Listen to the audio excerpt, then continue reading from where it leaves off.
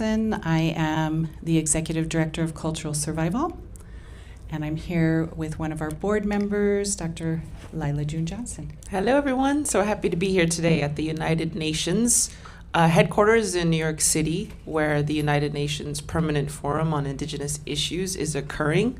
But more importantly, the Mother Earth Medicine podcast launch. Yes, we're here to launch a new podcast. We're super excited about it.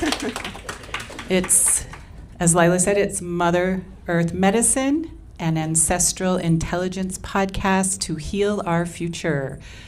And first of all, I want to say Happy Earth Day, of course, to myself and to many of you. Probably every day is Earth Day. And that's one of the things we want to talk about on this podcast. The podcast is inspired by the wisdom of our Indigenous ancestors and inspired by Indigenous peoples around the world who continue to live in right relationship with Mother Earth, who continue to live rooted in their cultures, their traditional cultures, and to center values such as respect, relationship, responsibility, reciprocity, and redistribution. Right. And just real quick, my light is green and hers is red. Is that okay? You're okay. Just checking. It's on the other side. Got it.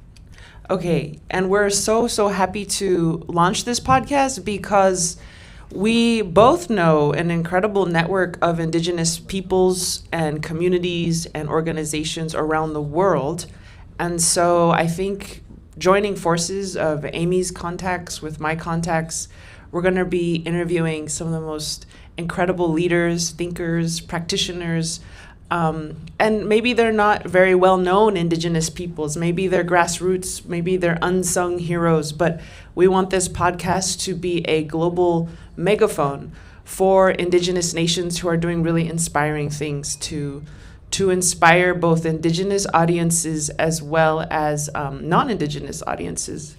And I think that building on the Neheje podcast that I've been running for 2.5 years, we've been listened to, I think, in over 80 countries, had over 100,000 downloads. So we have a lot of momentum going, but with cultural survival coming in, it'll just boost that momentum even more.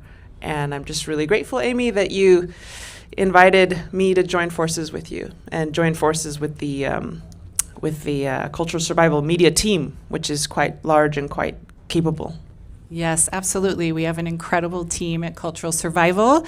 In fact, we're here in the Indigenous Media Zone, here at the United Nations for the Permanent Forum on Indigenous Issues. So ourselves, many people in this room, and throughout the building, this week and next week, there are Indigenous peoples and allies, representatives from nation states here to talk about Indigenous issues around the world. The theme of the Permanent Forum this year is Indigenous health, including in the context of conflict. So we're having a lot of great discussions. There's also challenges, right? There's a lot of challenges. And so I personally want to give a shout out to the people who make the time to come here to the UN to talk about these important issues. It takes a lot of time. It takes a lot of courage. It takes resources, time away from our families and communities. And so want to give a big shout out to everyone here who's here for the Permanent Forum. Right. And during this podcast launch, I'm going to sing a little song just to get us going. But we also ultimately are going to pass it off to the people in this room who are also dreamers and visionaries and thinkers and prayers and who are seeing things on the ground in their own world. And we want this podcast to really be about dreaming our future, healing our future, and also about solutions, things that are already going on right now. So after I sing my song, we're actually going to go. So Amy's Chata and Chickasaw, and I'm Dene. And Dene people go clockwise, and then they go counterclockwise. But we're going to do it Chata style. We're going to go this way. And we're going to honor that way. That's your way too, isn't it? Yeah. Okay. And so we're going to go down the circle and we're going to ask people, two-part question. Number one, what is a solution you're seeing on the ground that is inspiring you? Something that's working, something that gives you hope, that is already happening right now. And number two is, what do you envision? What would you like to see? What have you not seen yet that you want to exist? So we're hoping this can be a bit of a hopeful journey together and in a circle way, the way our ancestors do, so that we can bring some light into this rather challenging United Nations space where it seems like we're indigenous peoples trying to fit into a colonial square. And it's like fitting a round peg into a square hole. Like we're not made for this kind of infrastructure where there is hierarchy and bureaucracy and division and etc. And despite the United Nations' best efforts, there's still a lot of shortcomings. And so we want this space to be a safe space, and we want this space to be a hopeful space and a space of light and joy, as we continue to both struggle in our own worlds and bring the world into our indigenous institutions, as well as having the patience and compassion to meet with the colonial world in their institutions as well, which I think both are important. So yeah, anything else before we sing or just get going? No, let's go for it. Okay. All right. So I'm just going to sing a little song. It's actually in English, so it's not in native language. But I wrote it because I saw one of I'm from the Diné Nation. We are indigenous to what is now called New Mexico, Arizona, Colorado, Utah. But we call it Diné-Bikéyah, the people's land. And we've been through the worst of the worst. In 1864, the United States put us in a concentration camp for 4 years. And many of us died there. Our women were systematically abused there, while the men had to watch at gunpoint. So this was all about destroying our spirits. And they almost succeeded. Because if you go on our reservation today, 1/3 of my people have no running water. 1/3 of my people have no electricity. And we're really getting crushed by poverty, absolutely crushed. Because the United States has taken from our people again and again and again, even with resource extraction. They've literally turned us into an energy colony where they extract all the uranium for the Cold War came from our sacred mountains. All of the coal that powers Los Angeles and Phoenix comes from our sacred lands. All of the oil and gas for fracking comes from our beautiful Four Corners area. And so we're constantly in this struggle to fight against the machine, literally. And I was driving in Aztec, New Mexico one day, and I saw one of my Diné brothers with his hood up, and how native kids can be kind of emo. I was walking down the sidewalk, and I said, I'm going to write a song for this guy. Because I could tell he'd just been kind of beaten down, I've been beaten down by colonization, beaten down by a country that, although they're on our homelands, continues to dismiss us as invisible. And we are invisible in our own country. And we're undergoing continued illegitimate occupation of the U.S. military on our homelands with no apology, much less recourse. And so, but the good news is there's things moving and there's things changing and there's people bringing light to our issues. And even colonial culture is starting to realize that they want to learn from us and they want to create alliances and bridges and friendships. And so there is a lot of good stuff happening despite this very, very dark history.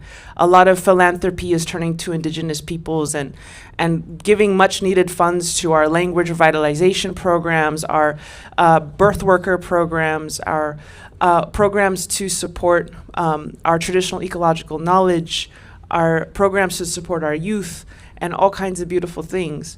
And so there's a lot of good movement happening now. And I feel like we're slowly coming out of this very, very, very, very dark time of history. So anyways, this song was written for him and for all of us. So here we go. Indigenous people, shine your light, we are equal. I remember the days when our prayers were illegal. I remember the days when being Indian was lethal, yeah, yeah. Yeah, we had a rough past, but get ready for the sequel. Get ready for the glorious comeback of our people, yeah. Rise up, all you warriors of love, all you answers to the prayers of our ancestors from above. I could feel it in my heart, can you feel it in your blood? I could hear the seventh fire calling us to wake up. All nations rise, rise up, 'cause now's your time. We don't have to hide anymore, 'cause now's our time. With forgiveness as my bow and my prayers as my arrows, pull it back and let go. I watch 'em fly like sparrows. Have hope, have hope. With compassion as my shield and faith down to our marrow, we will walk the pollen path even when it gets narrow. Yeah, yeah. Resurrect, yes you can bet that we seen a single mama raising children on the res. We seen domestic violence tear apart what we have left. We seen the alcohol take it all and leave us dead. We've seen our children take their own lives when they can't take the dread anymore. No, we can't take the dread anymore. Or no, we won't take the dread anymore. 'Cause we can't take the dread anymore. Yes, it's a war, but we've seen it all before. And now we know we can change it, 'cause that's why we were born. We know we are the ones that we have been waiting for. Yes, we are the ones that Grandma has been praying for. So rise up, all you warriors of love, all you answers to the prayers of our ancestors from above. I could feel it in my heart, can you feel it in your blood? I could hear the seventh fire calling us to wake up. Pueblo hermoso, levántanse, es nuestro tiempo. No tienes que esconderte más, porque ahorita es nuestro tiempo. This next verse is in Spanish to honor all the indigenous peoples who live south of that imaginary border that has divided a continent that was once very much connected. Mujer indígena, tú eres tan sagrada y traes medicina de tu suelo todavía. A pesar del abuso de tu cuerpo y tu tierra, respetamos tus ancestros y la suya cultura, hombre indígena. Tú eres honorable y yo veo la fuerza que todavía sobrevive. A pesar del abuso de tu raza venerable, yo respeto tus ritos, tus danzas, tus padres, guerreros del amor y guerreros de la paz. Sí, no vamos a escondernos más. We are warriors of love, we are warriors of peace, and we will not hide ourselves anymore. All nations rise, rise up, 'cause now's your time. We don't have to hide anymore, 'cause now's our time. Yay. Thank you.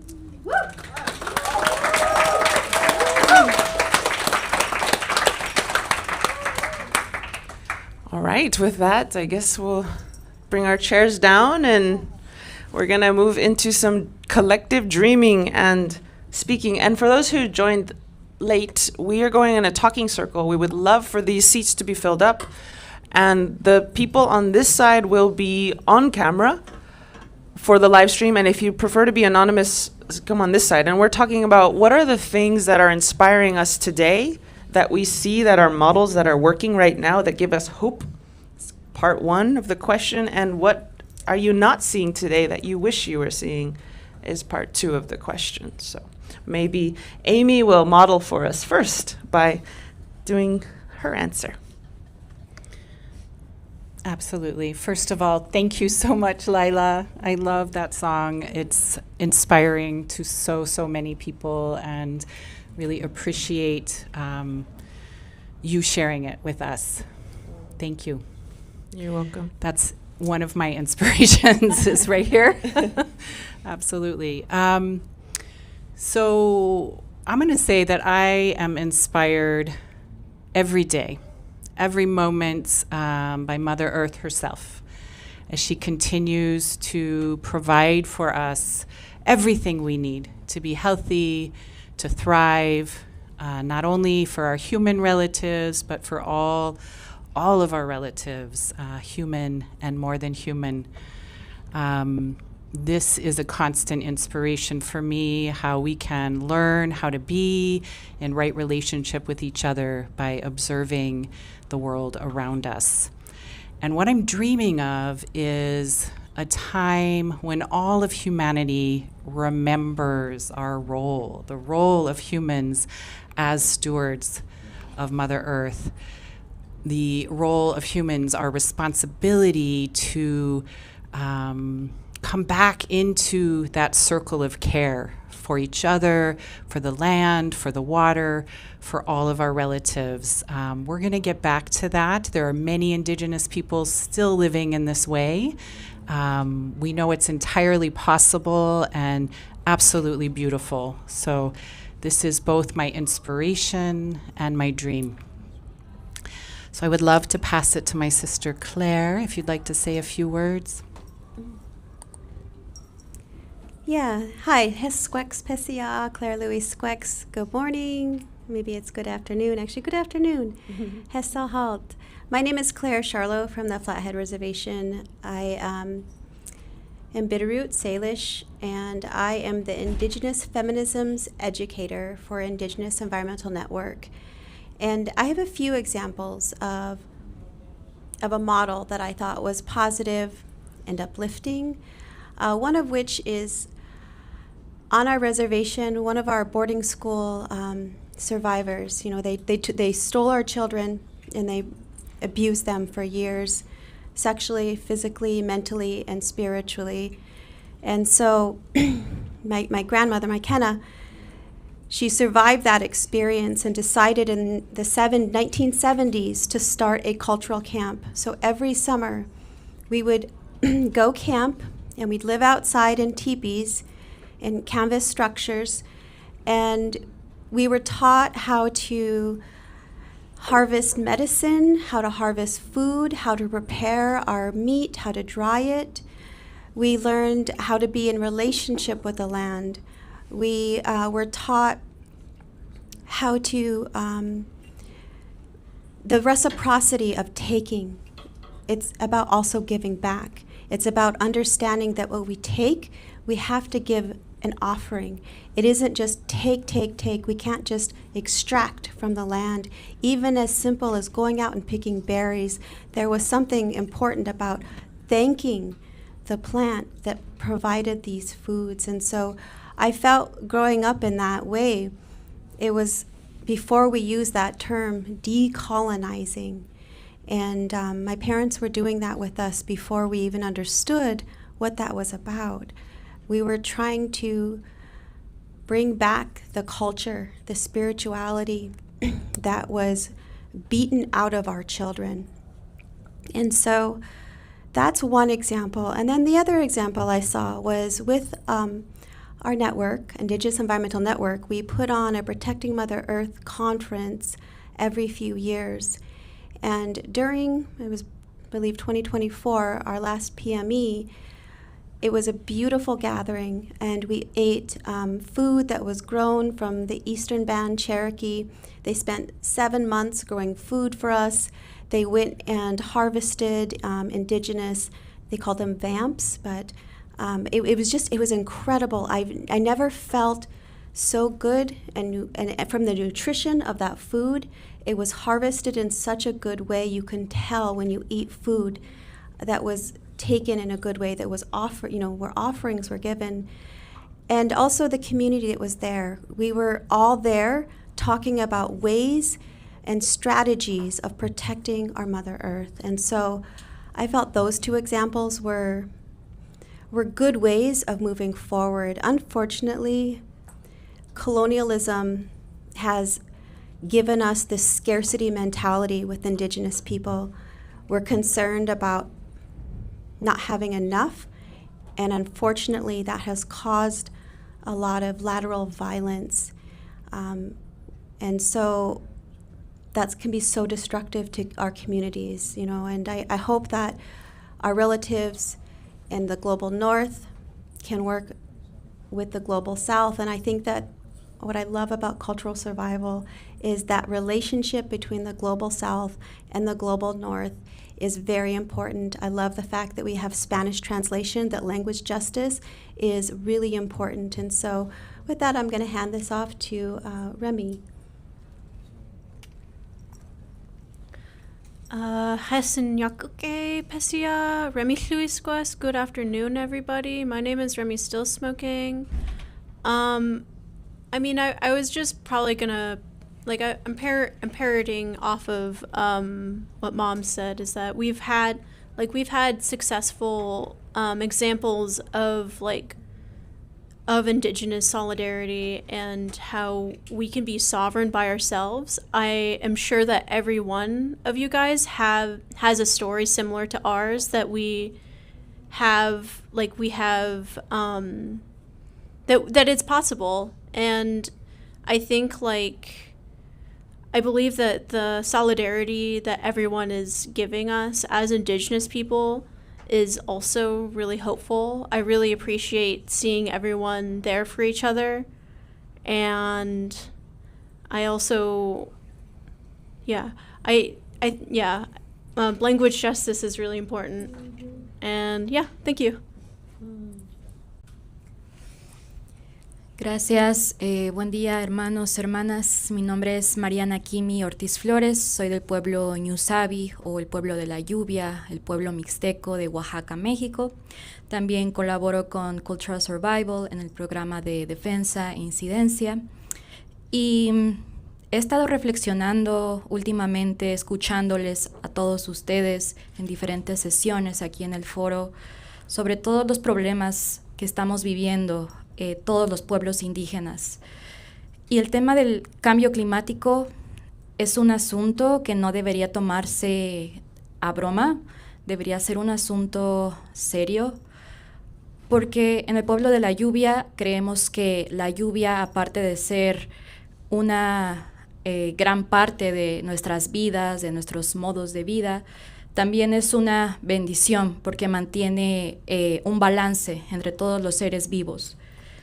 Sin embargo, debido a la acción humana que daña a la madre tierra, pues el cambio climático se está acelerando y está causando que haya tormentas muy fuertes, que haya incendios, porque a veces no tenemos lluvia también, y el nivel de la temperatura también sube muchísimo. Entonces, este desbalance en el ecosistema causa mucho daño a todos los seres vivos, no solo a nosotras las personas indígenas, sino también a los animales, a las plantas, a los árboles, etc. Entonces, lo que me hace soñar son iniciativas como esta. Creo que este podcast es muy bueno para realmente darle a conocer a la gente lo que estamos haciendo los pueblos indígenas por la madre tierra, porque hay muchas personas que no creen que estamos haciendo nada por la madre tierra, cuando hay miles de personas que están arriesgando sus vidas por defender sus territorios y defender a la madre tierra.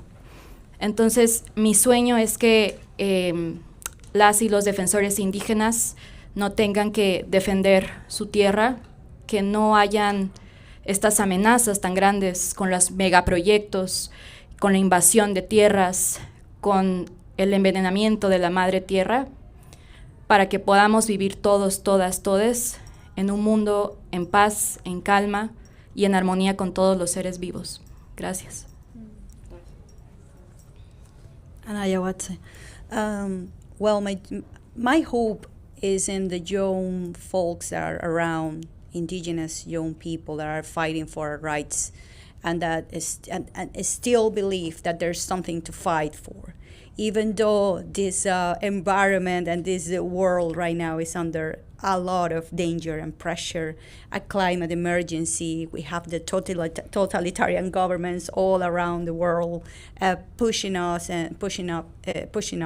away and criminalizing us.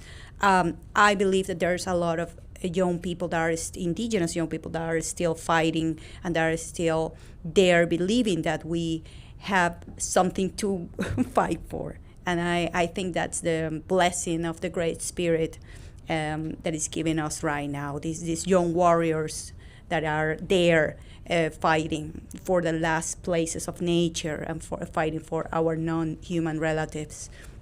And now that we are here in the United Nations headquarters, I wish that the United Nations, that is one of my dreams, recognize also, and the international human rights law recognize our declaration as a binding instrument that will help us to keep fighting for our rights in a way that other instruments cannot do. So I reckon that I still dreaming for a stronger United Nations that supports indigenous people and that finally allow us to have a strong space here to keep fighting for human rights, not only for ours, for the whole human rights, for all the humanity. And also my dream is that finally the humans recognize the importance of nature rights and non-human relatives rights. So yeah, I think that's my dream now that we are here in this place.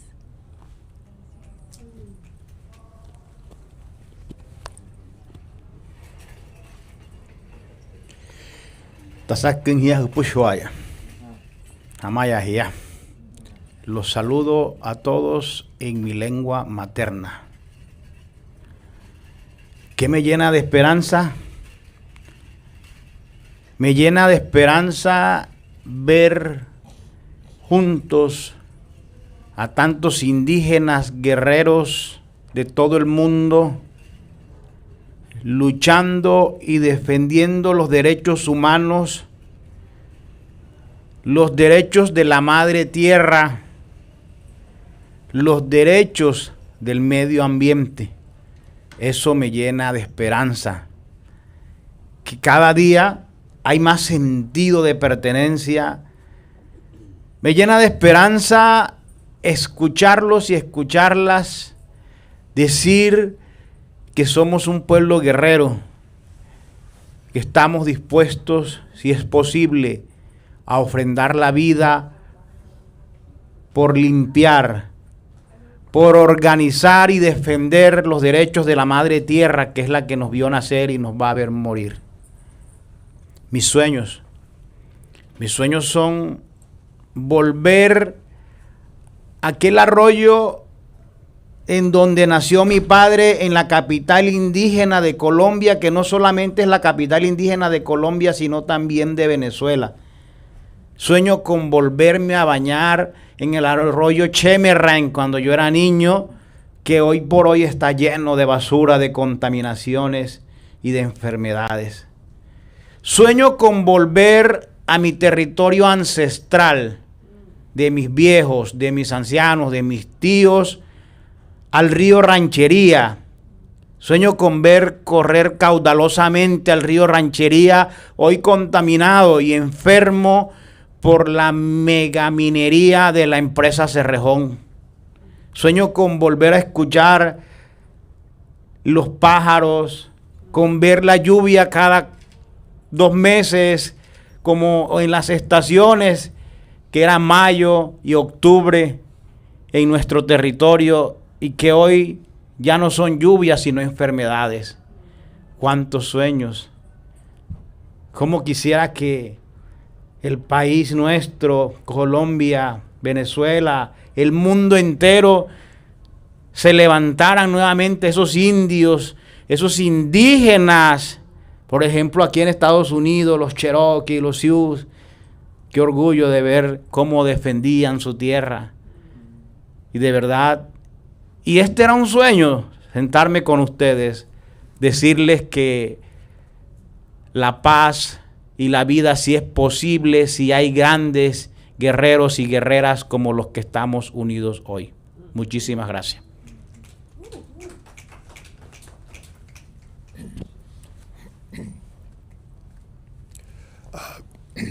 Fasa anze sala anze dit netchi sanle la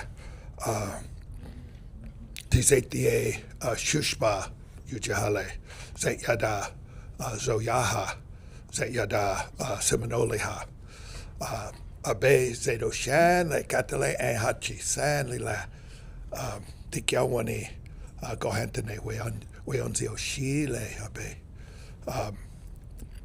Gala asogwa hoto just greeting you briefly in our Yuchi language. It's very much a great honor to be able to join in this conversation and to be a part of it. We had the rich experience of being in grad school down the road here at Princeton and back in the day, and coming up here then for the Permanent Forum on Indigenous Issues at the very first year. And when I was in Princeton, I had discovered that there were reference books coming out that were saying that Yuchi people are extinct, these kind of strange, shocking publications. And when I went back home, this is like the colonial wish list, that indigenous peoples would somehow disappear. It would be a lot simpler. It would be a lot easier, more straightforward to completely control resources. And when I went back home for our ceremonies of our Iapani that year, I remember our founding elder for the Yuchi Language Project, he just started after that saying, Yujihane no Sonkene no, we Yuchi people, we're still here. And that kind of really became our guiding principle for our Yuchi language work, trying to have our young people to be able to say, Yujihane no Sonkene no, we are still here. And, I have these, not really a particularly noteworthy academic career, but I have some academic credentials. But I've kind of stopped passing around my curriculum vitae. My resume isn't so important. I'm just putting on there, my 4 grandkids are first language Yuchi speakers. That's, I want to say, the bottom line, the most important thing that I can think of. But it's so rich because it's drawn other young families in who are also in the Yuchi community, raising their kids as first language Yuchi speakers. And our language is so rich, I'm thinking on this day, because it connects us to the earth in a very direct and clear and special way, teaching us how to see our relationship to all of our relatives in the plant world. In Yuchi, we don't even really have a word for animals. So we're really connected in a very direct way. And all of that richness is so inspiring for me. And I do think that through our languages, we're able to really reclaim our heritage and our rights, our traditional ways. Today, I'm away from the Yuchi Language Immersion School out in the colonial state of Oklahoma, but they're having a Yuchi sweat right now. They're using our Yuchi language. We almost lost those songs, and now we're able to reclaim our original Yuchi sweat songs. So all of these positive developments in reclaiming our relation to the land through our language has just been incredibly enriching. And my hope is just to see this continue to spread, that all of our indigenous children here on Turtle Island and really around the globe would continue to unite. We've had so much support from our Cheyenne and Arapaho, a Buffalo program, and staff, people, friends from the Cherokee Nation, from the Saley School of Spokane, from the Cochiti Montessori, indigenous Montessori program. All of this has been incredibly helpful and supportive as we're kind of reclaiming our connection to the land and seeing our kids now rising up, speaking the language as their heritage and being able to say, Yujihane no son, kene no, kedatala.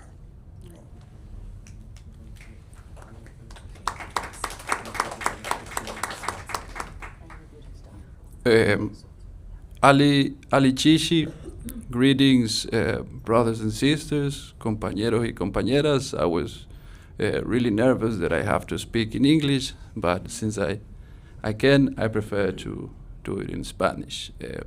Mi nombre es Simón Velasco, soy del pueblo Huancavilca, de la Comuna Olón. Soy parte de los dirigentes de la Confederación de Pueblos y Nacionalidades Indígenas del Ecuador. Somos una de las organizaciones más grandes de pueblos indígenas de mi país y de acuerdo a la pregunta pues, que tú hiciste, yo creo que lo más inspirador que encuentro dentro de nuestra historia es justamente, y es la fuente de nuestra fuerza, es la organización política.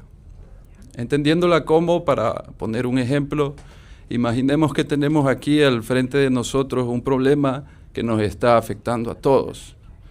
Entonces, pues la mejor forma y la manera que hemos es que todos nos sentemos a tratar sobre ese problema, a hablar sobre ese problema y a ver cómo lo resolvemos.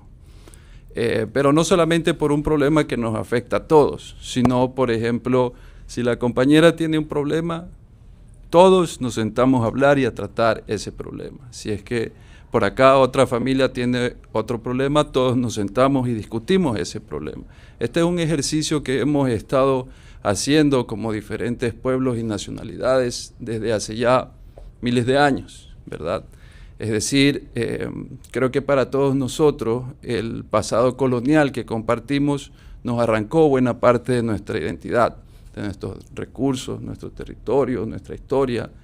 ¿Y cuál fue la única manera de que nosotros pudimos sobrevivir a ese fenómeno, a esa catástrofe? Fue justamente la organización.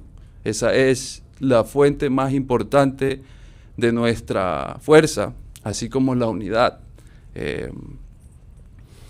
Y es decir, en términos generales, creo que de las cosas donde se cristaliza más esta organización de la que estoy hablando y que ha logrado sobrevivir incluso al Estado colonial, en nuestro caso, podría ser la justicia indígena. Es decir, ha llegado a tal nivel de organización, de lucha, que nosotros como pueblos, y digamos los mayores de los abuelos, las abuelas, lograron que el Estado ecuatoriano reconozca la justicia indígena como un órgano, digamos, como parte de la Constitución, por lo cual en estos momentos esa organización, ese ejercicio de organización que hemos llevado durante todo este tiempo, hace que ahora ciertas comunidades puedan impartir justicia, puedan tratar problemas legales con organización dentro de la comuna.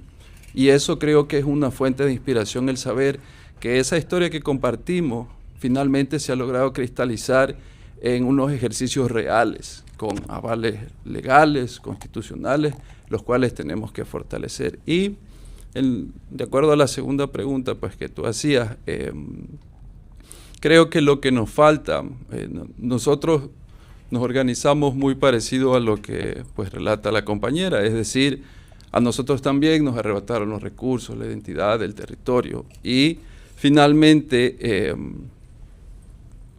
¿qué creo que es lo que falta y lo que nunca no va a dejar de pasar? Y es que no va a parar el asedio a nuestros territorios, va a continuar. Nosotros seguimos teniendo recursos, seguimos teniendo agua, seguimos teniendo historia, y aquellos invasores que alguna vez vinieron, pues no han dejado de llegar y van a seguir viniendo.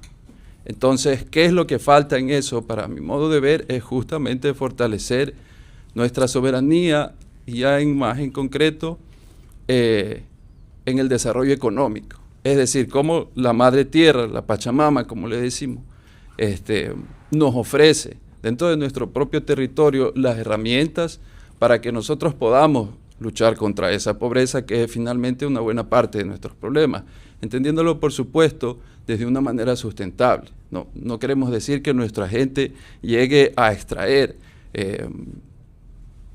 los recursos en la misma forma en la cual pues lo hacen, digámoslo así, el occidente, sino más bien usarlo de una forma sustentable para que nuestra propia madre tierra nos ofrezca a nosotros mismos la manera de generar economía y poder salir de la pobreza, manteniendo nuestras costumbres, nuestras historias, nuestras formas de procesar eso. Creo que en las artesanías hay una buena ejercicio de cómo esos productos que están envueltos en cultura, en saberes ancestrales, se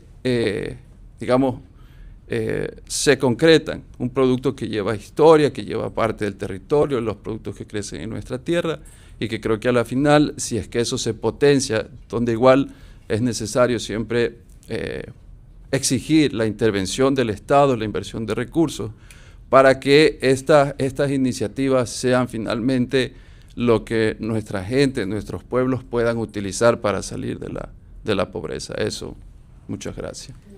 Muchas gracias. Thank you, brothers, sisters, siblings.